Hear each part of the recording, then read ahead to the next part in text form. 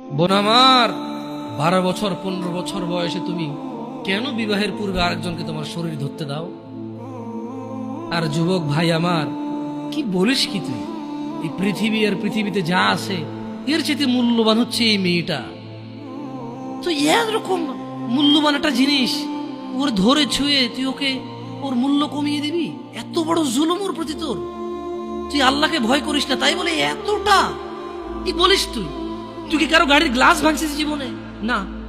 কেন ওর লস হবে? তুই কি কোনোদিন কোনো মানুষকে ঘুষি দিছিস? না। কারণ তাহলে ও বেচারা কষ্ট পাবে। তুই কি জীবনে কারো পেটে ছুরি ঢুকাই দিছিস? না। ও মরে যাবে, তাহলে ওর ফ্যামিলি ক্ষতিগ্রস্ত, লসে পড়ে যাবে। তুই কি কারো টাকা মারছিস কোনোদিন? না।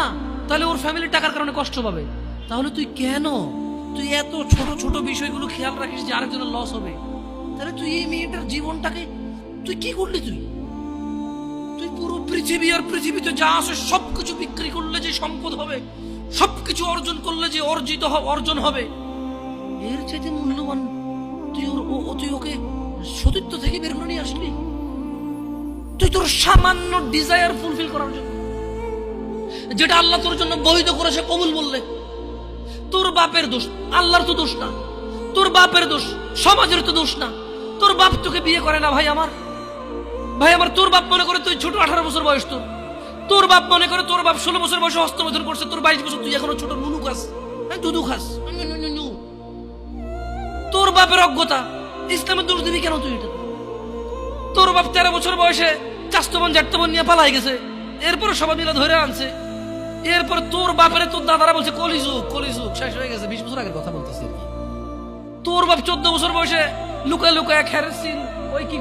আরে ভাই, আপনি শহরের ভাই, শহরের বয়স করতে হয়েছে, হ্যাঁ? আর সব মানুষ শহরে গেলাম আমি দেখছি তো। ঢাকা শহর খালি হয়ে যায় কেন তাহলে ঈদে?